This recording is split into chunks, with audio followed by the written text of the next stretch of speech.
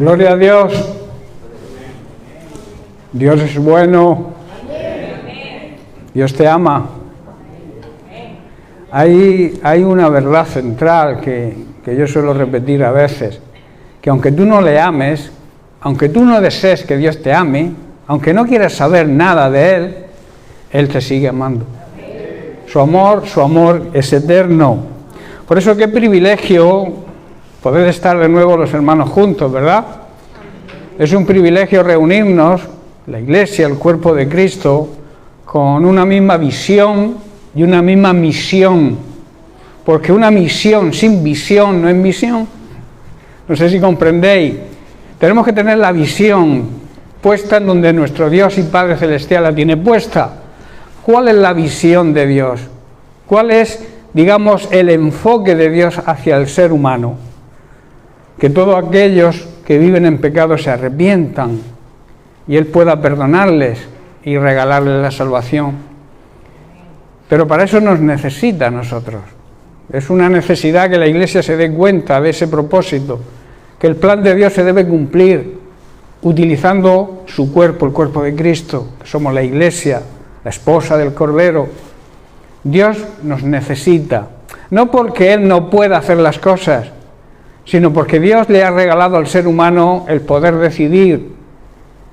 El ser humano tiene ese pacto con Dios y Dios no va a romper ese pacto.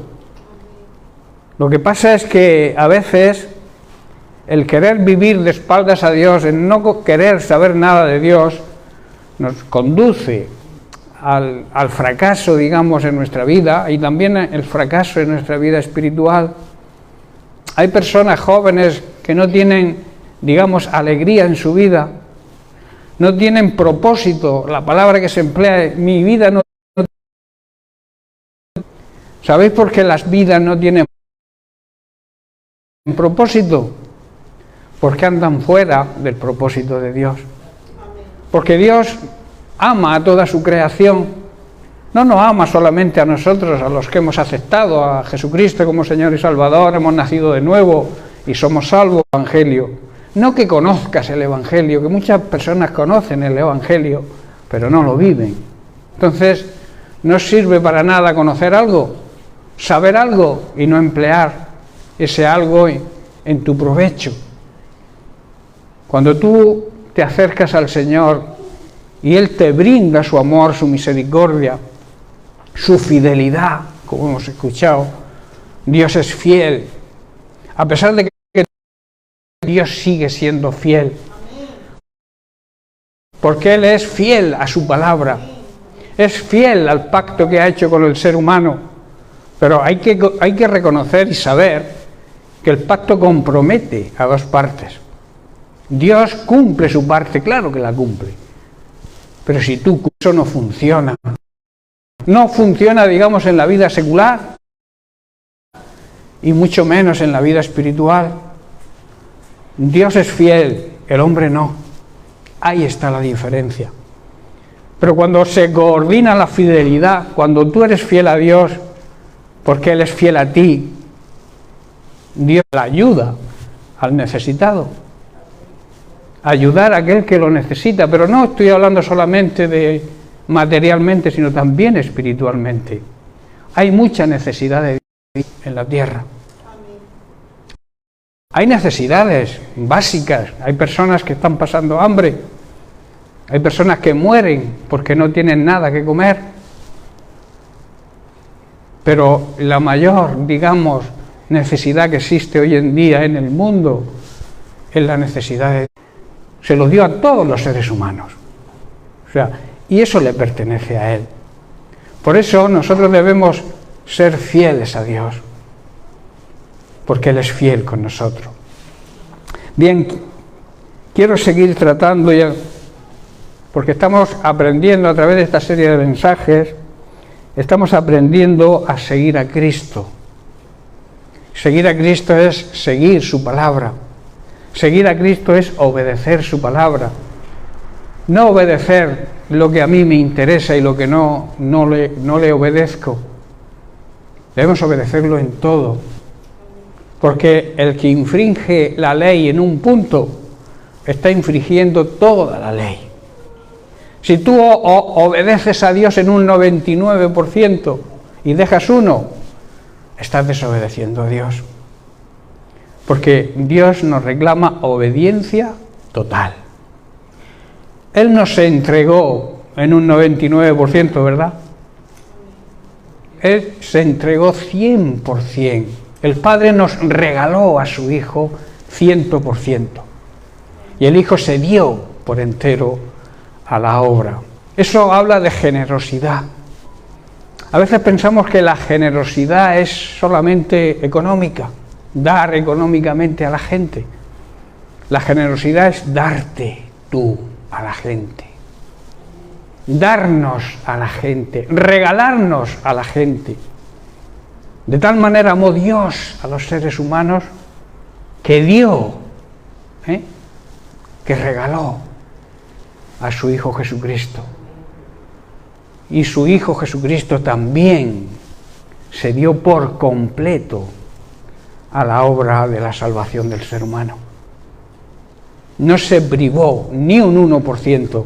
Por eso te exige a ti la misma obediencia, para que Él te pueda bendecir, no por capricho, hermanos. Como ha dicho Marisa, a veces calculamos con nuestra mente humana, si doy no llego, y si no llego, ¿qué haré? Tú da y espera la misericordia y el amor de Dios, porque Dios no falla. Dios cumple. Dios es fiel. Es una palabra y es un atributo de Dios. Lo mismo que el amor es el atributo, digamos, esencial de Dios, y de ahí surge todo lo demás. La fidelidad de Dios, que viene de su amor, también es eterna. Él es fiel siempre. Nosotros quizás seamos fieles cuando todo nos vaya bien, cuando me sobra, como Jesús cuando miraba la ofrenda y cómo ofrendaban los ricos. Pero ¿dónde se fijó? ¿En qué se fijó? En la viuda que dio lo que tenía. Los demás dieron de lo que les sobraba. Y algunos somos tan rácanos que no damos ni de lo que nos sobra.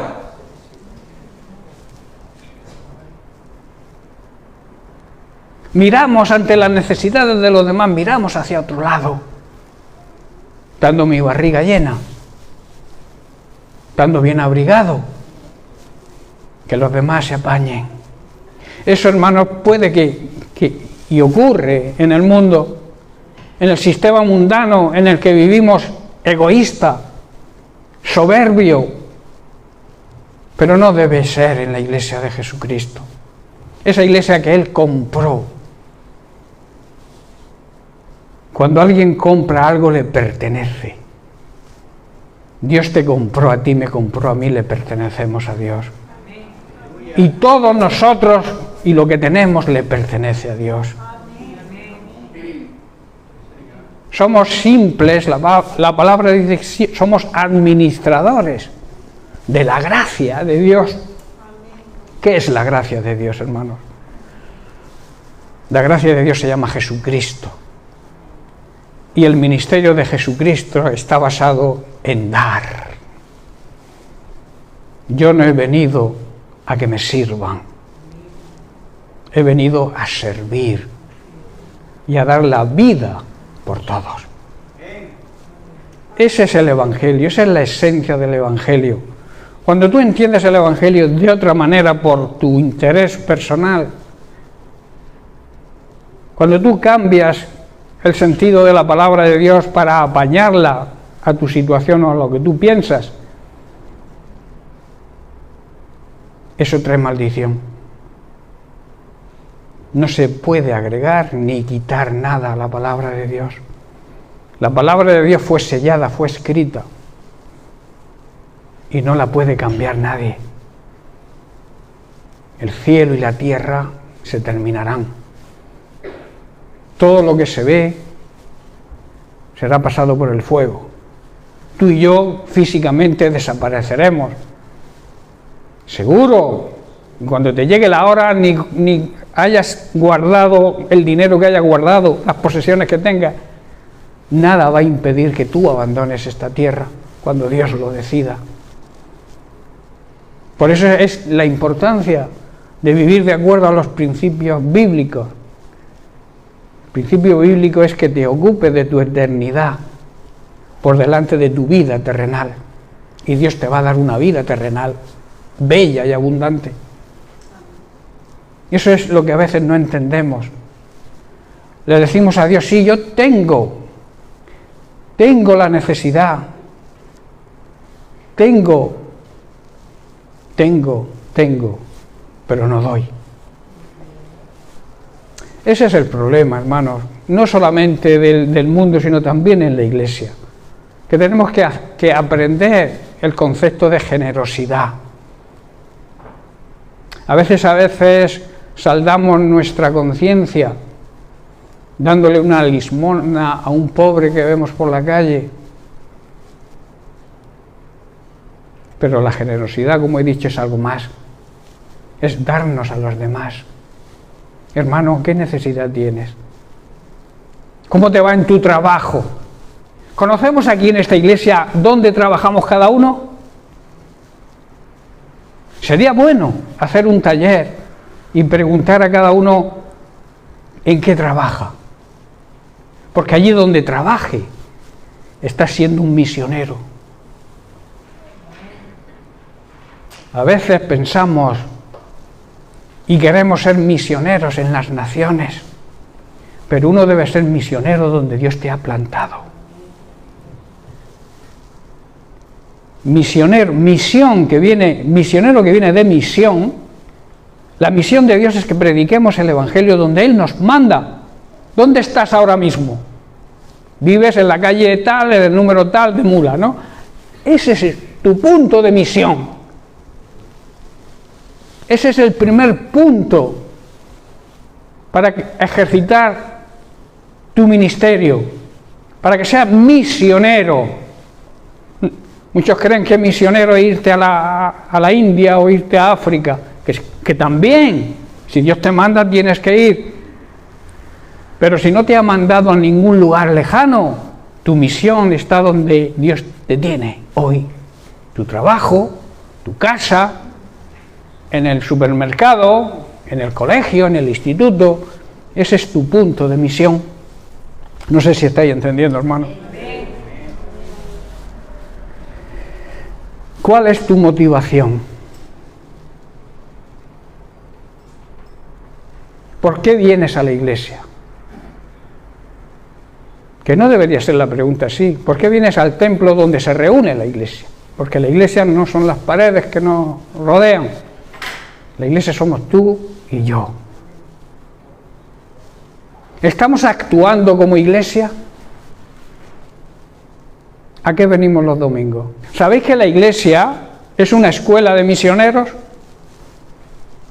Que venimos a la iglesia a que se nos enseñe a ministrar el Evangelio a las personas que nos rodean. Debemos acudir a la iglesia con ese fin, de que se nos enseñe a llevar a cabo nuestra misión. ¿Con qué actitud vienes a la iglesia? ¿Por cumplir? ¿Porque te vean? ¿Por decir, Señor, he pagado, he ido a la iglesia el domingo, que es mi obligación? Aparte de una obligación, es un privilegio, hermanos. Estar los hermanos juntos en armonía es un privilegio. Y a veces desaprovechamos, nos perdemos ese maravilloso regalo de estar los hermanos juntos, unidos en un mismo sentir. Porque nos reunimos religiosamente. ¿Sabéis que a Dios no le gusta la religión?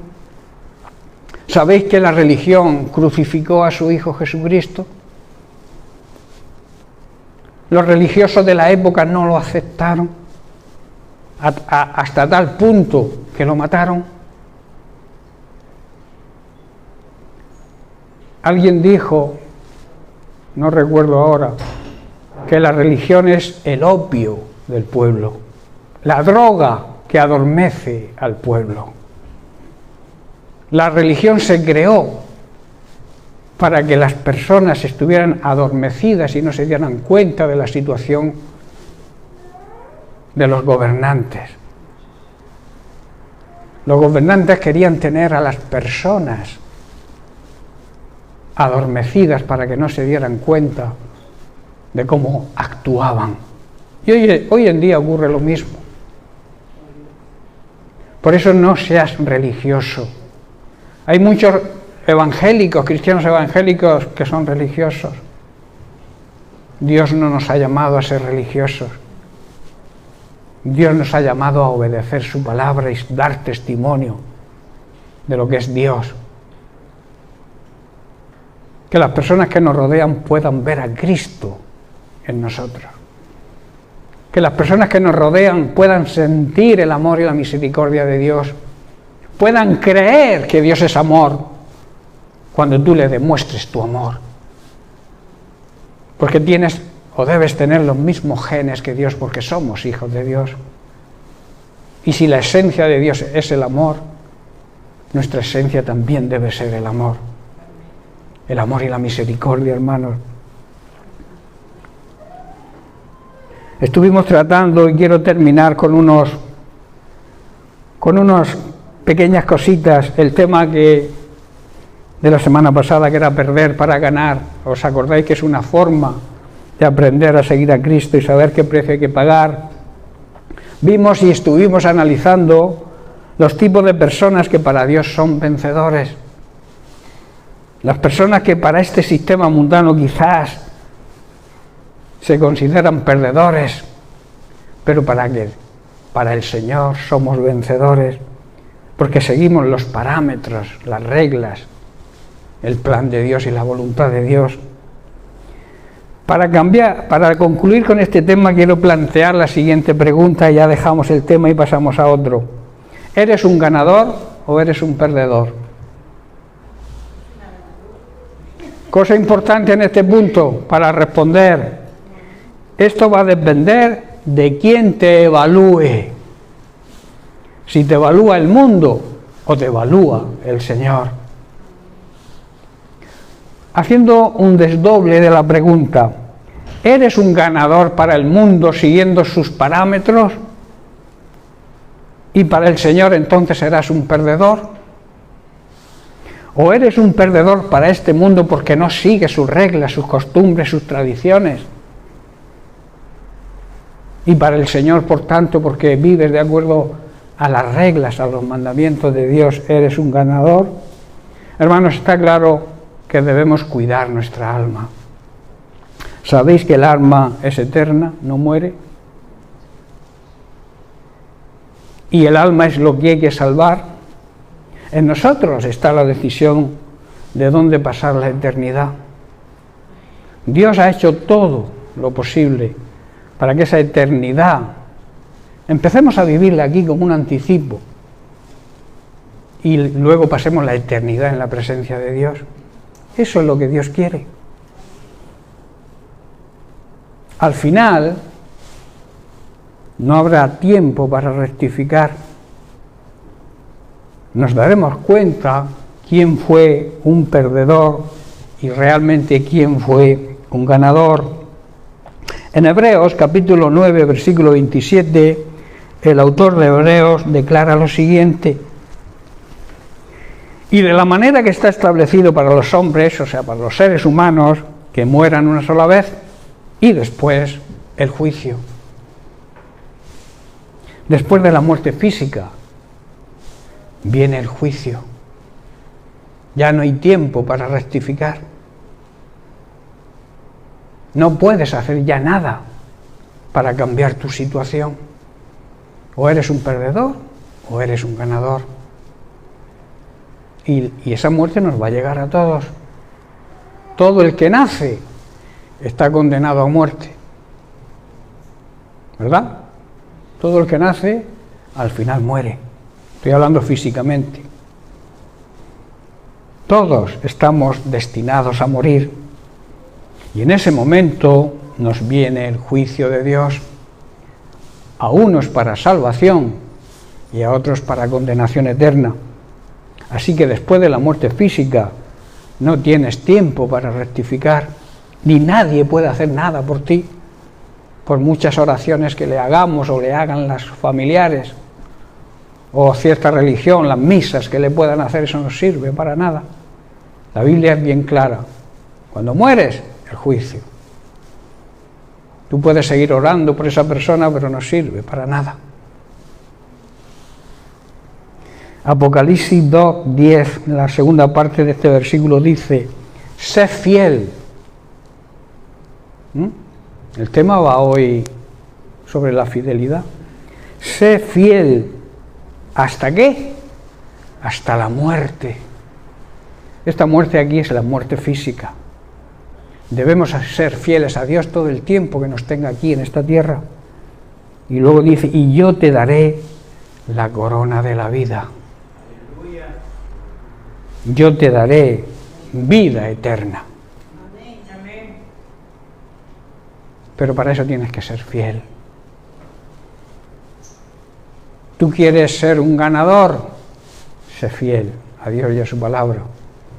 ¿Quieres ser un perdedor, aunque te consideres ganador porque vienes a la iglesia de vez en cuando? Si no eres fiel a Dios, serás un perdedor. Perderás tu alma. Y esto es muy serio, hermanos. Está en juego nuestra eternidad. Nuestra eternidad depende de nuestra fidelidad a Dios, de serle fiel a Dios. Esta corona es para aquellos creyentes que se han mantenido firmes en su fe, se han mantenido fieles al Señor en todo, aún en medio de pruebas y dificultades. Tendremos el regalo, la recompensa, la corona de la vida eterna. Si analizamos en la Biblia, veremos que en la historia de la iglesia primitiva hay cantidad de personas creyentes que se mantuvieron fieles al Señor en medio de todo tipo de pruebas y de persecuciones. Tenemos un ejemplo en el Antiguo Testamento, Job, y en el Nuevo tenemos a Pablo, que si analizas la Biblia y observas ambas vidas, veréis que lo que sufrieron y lo que padecieron, pero ellos se mantuvieron fieles al Señor. Y Pablo pudo decir: he corrido la batalla, he terminado la carrera, he llegado a la meta. ¿Por qué? Porque se mantuvo fiel al Señor, aún en medio de las pruebas y las dificultades. Y a nosotros, cuando nos duele una uña del pie, ya nos estamos quejando y acusando a Dios. Job, sus amigotes, su mujer: muérete ya y maldice a tu Dios. Quien se murió fue ella. Y luego Job, como fue fiel hasta el final, Dios le dio mucho más de lo que tenía. Amén, gloria a Dios. Sé fiel a Dios y Él te coronará. David le pidió a Dios sabiduría para gobernar a su pueblo. Él podía haberle pedido lo que hubiera querido, y Dios le dio sabiduría y le dijo: no habrá, no ha habido, no hay ni habrá nadie más sabio que tú nunca, pero además de sabiduría te voy a dar lo que no me pediste: riquezas. Dios es fiel, hermanos. Cuando nosotros nos mantenemos fieles, esas promesas, porque Dios es el mismo de Job, es el mismo de David, es el mismo de Pablo, no cambia. No cambia de parecer como nosotros, que hoy pensamos una cosa y mañana la contraria. Dios es fiel, siempre lo ha sido, lo es y lo será. Se merece un aplauso el Señor.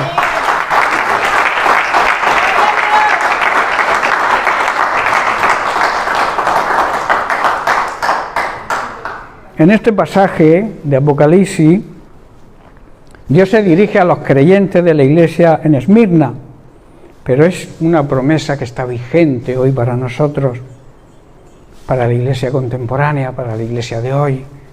Iglesia, sé fiel hasta la muerte, y el Señor te promete que te coronará con la corona de la vida eterna. Dios se dirige a esta iglesia porque Dios hace las cosas con propósito. Cuando Dios trae un mensaje a la congregación, lo hace con un propósito. No para que se quede ahí en el aire y que se olvide a los 5 minutos. Si Dios te está hablando hoy, es para que cambies tu actitud. Para que creas y pienses que no soy yo quien está hablando. Yo cada vez que me pongo aquí le pido a Dios que yo no hable, que hable Él. Así que no creas que soy yo el que se dirige a ti. Es el Señor que está hablando. Y no quiere que lo que Él dice a su pueblo, a su iglesia, quede en el olvido. Él quiere que seamos hacedores de lo que Él nos manda. Por eso dice que Él escribe a la iglesia de Esmirna, porque esta iglesia estaba sufriendo una gran persecución de parte de Roma. Pero la persecución de la iglesia, hermanos, sigue hoy. Hay muchos hermanos nuestros perseguidos. Muchos los matan por reunirse a leer la Biblia en casa. Les descubren una Biblia y los matan. Nosotros por ahora no ha llegado ese tipo de persecución.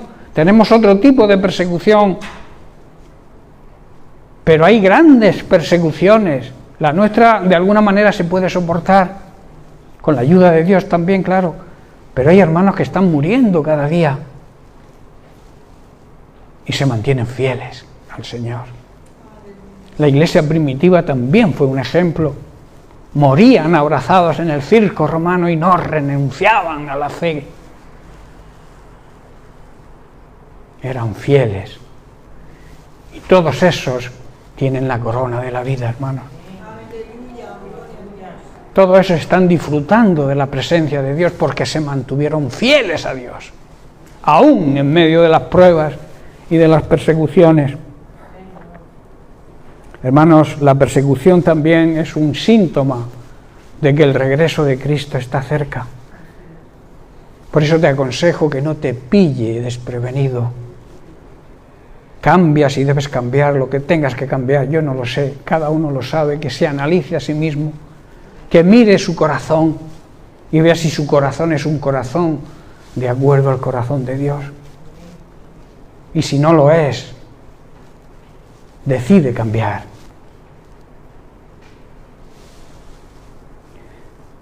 Quiero que vayamos a Mateo capítulo 16, versículo 26, donde Jesús nos dice lo siguiente: ¿qué le aprovechará al hombre, al ser humano, si ganare todo el mundo y perdiere su alma? ¿Qué recompensa dará el hombre por su alma? ¿Qué recompensa puede dar el ser humano para salvar su alma? Jesús insiste a sus discípulos, y hoy lo hace con nosotros, con un ferviente llamado, un apasionado llamado a que siempre estemos dispuestos a perder, a dedicar nuestra vida por amor a su causa, por amor a su evangelio. Y nos advierte y nos hace algunas preguntas. Estas preguntas no son para el que tienes al lado. Aplícatelas a ti. ¿De qué te vale dedicar toda tu vida y negociar tu tiempo en esta tierra para ganar dinero, posesiones, si al final se pierde tu alma? ¿De qué te sirve? ¿Podrás pagar algún precio, económicamente hablando, para salvar tu alma? Como la Iglesia romana instituyó antes de la Reforma, que podías ganar tu alma pagando con indulgencias. Lo vimos la semana pasada, si recordáis. La salvación no se puede comprar con dinero. Y cuando te llegue la hora tampoco, por muchos millones que tengas, si te llega la hora, porque es una decisión de Dios, no es decisión tuya. Tú no sabes el tiempo que vas a vivir, pero Dios sí lo sabe. Y Él decide cuándo. Ya puedes traer a los mejores médicos del mundo. Si ha llegado tu hora, nadie te va a salvar la vida física. Porque es decisión de Dios, hermanos. Por tanto, ¿la salvación se puede comprar con dinero? Pregunto. Jesús, a través de este llamado y de estas preguntas, nos pone ante una decisión que nosotros mismos debemos tomar. Dios, al concedernos el poder decidir, el libre albedrío, no la puede tomar por nosotros. La decisión de salvarnos es nuestra. La decisión de ser fieles a Dios es nuestra. Él no puede tomar esa decisión por nosotros. Nos ama, y nos ama con locura, y lo demostró. Pero son leyes espirituales que se cumplen. Dios es fiel, y tú debes ser fiel a Dios hasta la muerte. ¡Qué mejor vida! Esa es la vida que Jesús nos promete. Yo he venido para daros vida plena y abundante. Pero la decisión de vivir esa vida es tuya. Y para vivir esa vida plena y abundante, tienes que ser fiel al Señor. No hay otra opción. No hay riquezas en este mundo que puedan pagar eso. Hermanos, sin embargo, Dios en su infinita misericordia, en su gran y eterno amor, nos insta, nos empuja para que tomemos la decisión correcta. ¿Y cómo lo hace? Pues a través de su palabra, utilizando a sus ministros para que la prediquen y que pueda llegar al corazón de cada creyente. Pero cuando llegue ahí, es el creyente quien decide obedecer o no obedecer. Dios te muestra en su palabra las consecuencias de la obediencia y las consecuencias también de la desobediencia. Dios te da a elegir, no te obliga. Tú tienes tu propia voluntad. El diablo que quiere arrebatarte tu voluntad, pero Dios no. Dios no actúa como el diablo. Pero en su amor y en su misericordia te da la dirección a elegir, el camino a seguir. Y sabéis que el camino, Jesús dijo que Él era el camino. Pero tú también tienes que ser, como cuerpo de Cristo que eres, el camino para otras personas, para que otras personas puedan llegar a la salvación. A veces decimos, Jesús es el camino, pero ¿qué eres tú? Tú no eres el cuerpo de Cristo. Tú también eres camino para otros, mediante tu testimonio, mediante tu predicación. Te conviertes en el camino que deben seguir porque tú andas por el camino correcto. Amén. Hermanos, todo el que piensa y enfoca su vida solamente en su propio interés, en su bienestar, en su comodidad, en su reputación, su prestigio, y carece de amor y de empatía hacia los demás, está perdiendo su vida, está desperdiciando su vida, y está también alejado del propósito por el cual Dios nos creó. Hermanos, el amor verdadero es lo que hace que las personas sean altruistas y que su deseo interior sea el de ayudar al prójimo y compartir con el necesitado. De esta manera, Dios, que es justo, nos va a dar riquezas para nuestro disfrute y también nos va a dar de sobra para que ayudemos al necesitado. Y esto nos va a producir una gran satisfacción y un gran gozo. Hay un gozo enorme cuando ayudamos a alguien.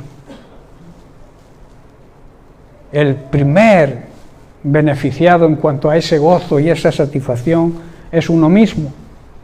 Todos hemos tenido esa experiencia cuando hemos ayudado a alguien. Nos hemos sentido bien, ¿verdad? Pero yo pregunto, ¿cuántas veces al cabo de la vida o al cabo de un año nos sentimos bien en ese sentido? ¿Qué quiere decir? ¿Cuántas veces hemos ayudado a un necesitado? Ahora acaba el año. Podríamos hacer balance. ¿A cuántas personas hemos ayudado materialmente? Y sobre todo, ¿a cuántas personas hemos ayudado espiritualmente? Los hemos llevado a los pies de Cristo para que sean salvos. Que, como he dicho, es la mayor necesidad que el ser humano tiene, la salvación, la necesidad de la salvación. Y las almas las tenemos nosotros. Conocemos el Evangelio, conocemos la palabra de Dios. Vamos a vivirla. Porque la palabra de Dios no es para aprendértela de memoria, es para vivirla y que los demás vean que la vives. Y entonces estará siendo camino para esas personas, hermanos. La ayuda al necesitado es parte de la misión de la Iglesia de hoy. Tanto material como espiritualmente Dios nos llama a hacer el bien, a ayudar y a compartir con los necesitados. Ahora se acerca un tiempo en que nuestra máxima aspiración es sentirnos bien, preocupándonos quizá de nuestra situación personal, preocupándonos de nuestros seres queridos, que no está mal todo esto, de recibir buenos regalos, comer bien. ¿Y sabéis cómo le llamamos a esto? Bueno, yo no le llamo a esto eso. Es la gente, los incrédulos, el espíritu de la Navidad. El espíritu de la Navidad. Menudo fraude. El falso espíritu, porque es un falso espíritu, este falso espíritu nos conduce a la hipocresía. Hasta los gobernantes de las naciones que andan en conflicto y guerras, en este tiempo paran la guerra. Y cuando se pasa, a seguir matándose. Eso no es una hipocresía, hermanos. El falso espíritu también nos conduce a la injusticia del egoísmo. Nos olvidamos de las personas necesitadas que reclaman nuestra ayuda, primero material. Salimos a la calle, vemos que hay personas sin hogar, personas que duermen en la calle, en los cajeros, en los bancos de los paseos, que no tienen nada, hermanos, ni siquiera nada que llevarse a la boca. Y a nosotros nos sobra de todo. ¿Sabéis que en esta época hay una estadística, que es la época que más comida se tira a la basura? Que más comida, digamos, comemos, valga la redundancia, que más kilos cogemos de tanto comer, tanta comilona. No pensamos en la gente que hay por la calle, que no tiene nada que llevarse a la boca, que las hay. Si no, daros una vuelta. Aquí en Murcia no, aquí en Mula no hay muchos mendigos, pero supongo que habrá alguno. ¿Por qué no hacemos, en estas fechas, buscamos personas que estén en esa condición e intentamos ayudarle? Y si no, nos vamos a algún sitio donde haya. En Murcia, en cualquier calle encuentras personas tiradas por los cajeros, pasando frío. Cómprale una manta.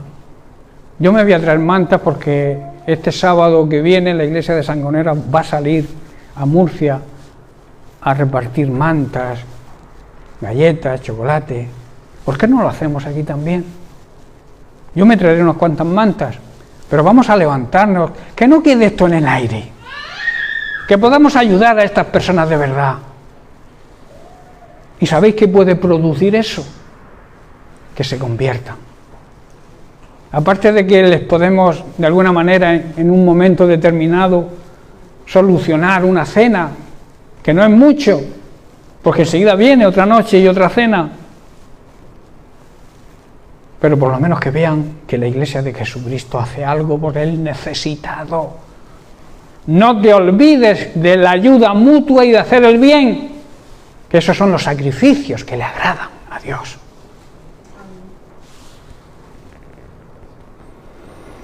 Y también hay otros muchos que reclaman ayuda espiritual.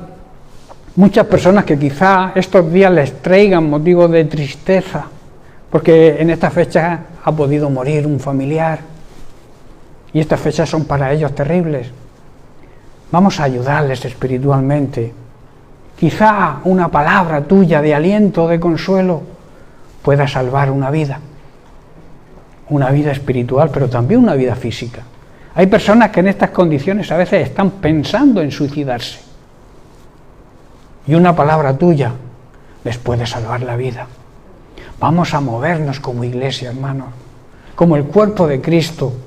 Jesucristo, donde veía una necesidad, la cubría.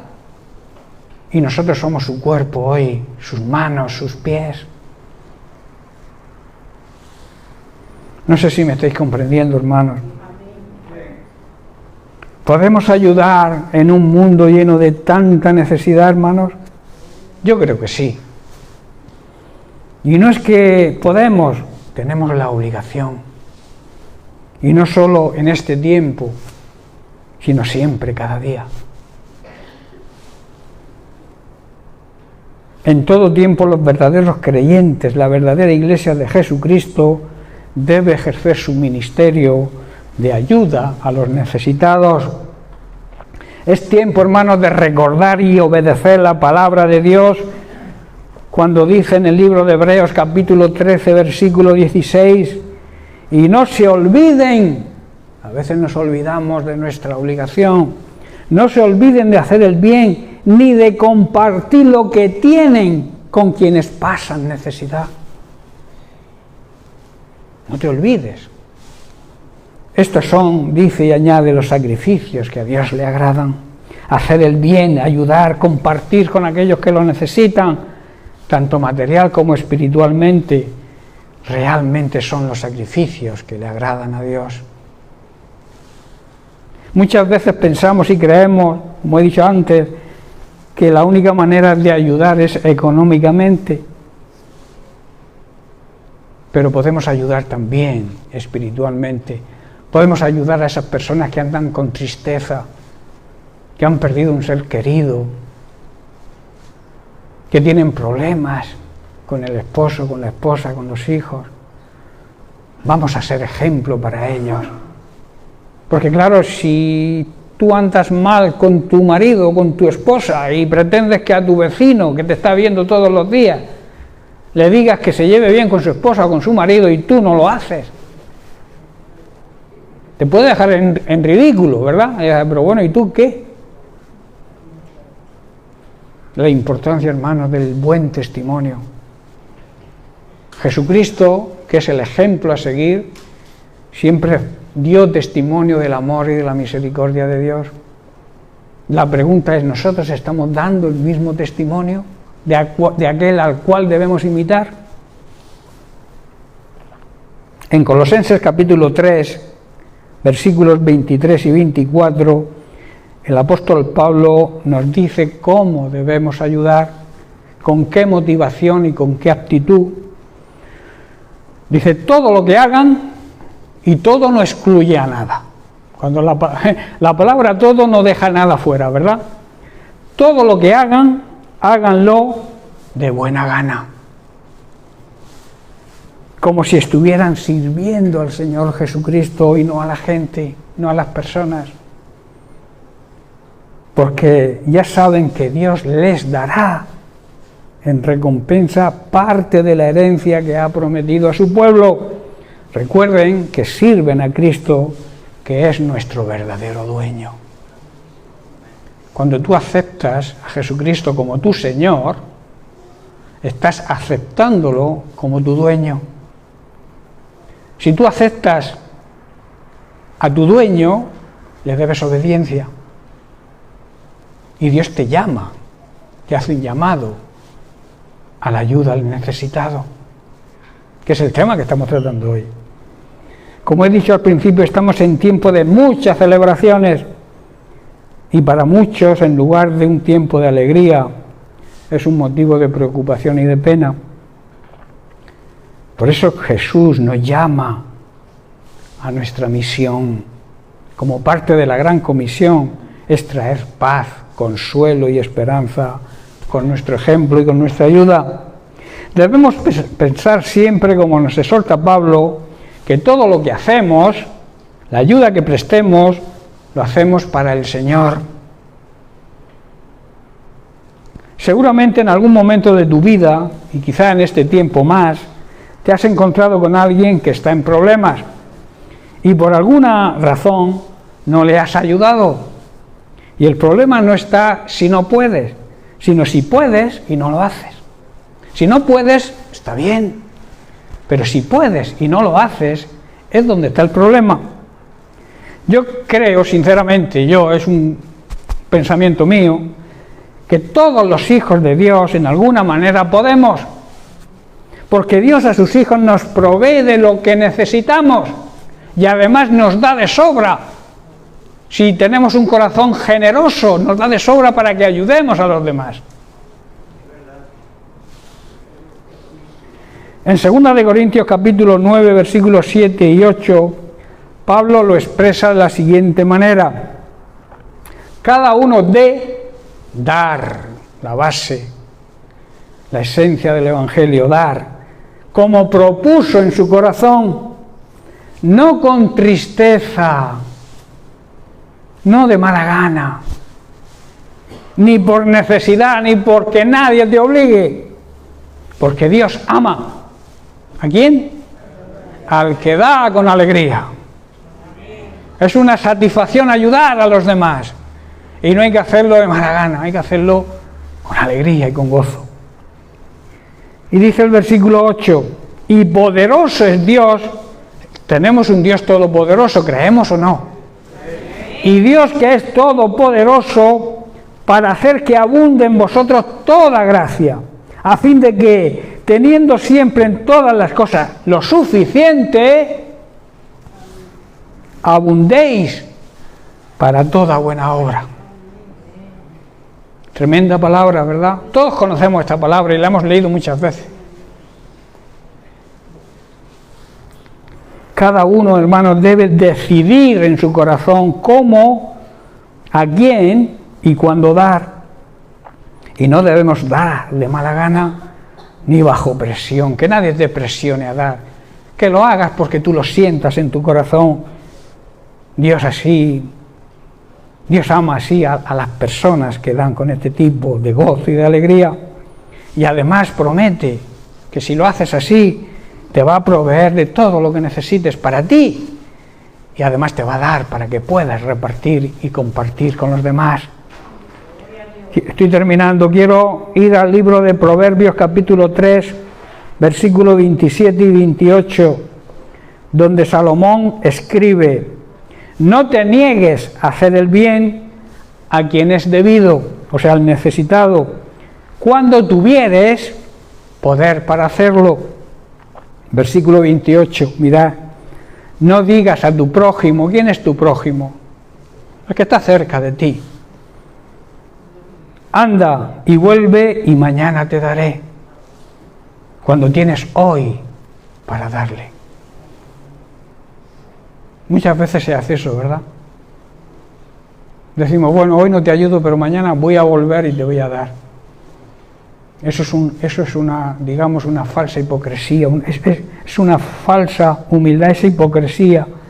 No te niegues, hermano, a hacer el favor siempre que puedas hacerlo. Nunca digas te ayudaré mañana cuando puedas ayudarle hoy.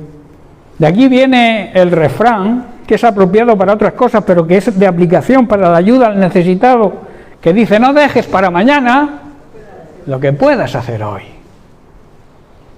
Eso es un refrán que sale de la sabiduría popular, pero que sale del libro de los Proverbios.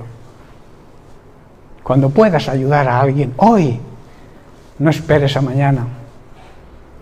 Porque mañana puede que ese ser no exista y no tengas la oportunidad de ayudarle. O no existas tú, que también podría ser. Hermanos, hacer el bien y ayudar al necesitado sin mirar a quién, sin hacer diferencia de personas, te traerá la recompensa de parte de Dios. Hermanos, aunque nunca debemos hacerlo esperando ninguna recompensa, ni esperando nada a cambio. De la misma manera que Jesucristo dedicó su vida a servir a los demás por encima de su condición de ser Dios. ¿Verdad? Él se despojó de los atributos de su divinidad para servirnos. No valoró en ese momento quién era, aunque nunca dejó de ser Dios. Él se despojó de esos privilegios y se puso a servirnos. Hermanos, se lo demostró a sus discípulos, en cierta ocasión lavándole los pies. Eso es el principio de servicio. Ahí nos quiere enseñar, no es que vayamos ahora nosotros lavándole los pies a los demás. Es simbología de servicio a los demás. Jesús lo demostró con eso, porque Jesús hacía cosas naturales, cosas espontáneas para que todo el mundo las entendiera. Y una de las maneras de marcarles el principio, porque Pedro no lo entendió. Al principio dijo, ¿qué? ¿Me vas a lavar tú a mí los pies? Que va, ni se te ocurra. ¿Y qué le contestó Jesús? Si no te lavo los pies, Pedro, no tendrás parte conmigo. Y entonces Pedro le dijo, no solamente los pies, me lavas entero. Porque él quería tener parte con el Señor. Pero Jesús les marcó ahí el principio de servicio, de que debemos servirnos los unos a los otros en amor. Por eso, hermanos, el verdadero espíritu que Jesucristo trajo a esta tierra y el motivo de su nacimiento se basa en hacer el bien y que nos ayudemos mutuamente y sobre todo a aquellos que más lo necesitan para así poder ganarlos para salvación. Recordemos que la mayor necesidad que tiene el ser humano, vuelvo a repetir, es la necesidad de la salvación. Termino. Dios lo que realmente mira es nuestro corazón, hermanos. Cuando le hagas bien a alguien y le ayudes, debes recordar que lo haces como si se lo hicieras a Jesús. Él dijo en cierta ocasión, cualquiera que le hiciera algo a uno de estos mis hermanos más pequeños, ahí se estaba refiriendo a sus hermanos más necesitados.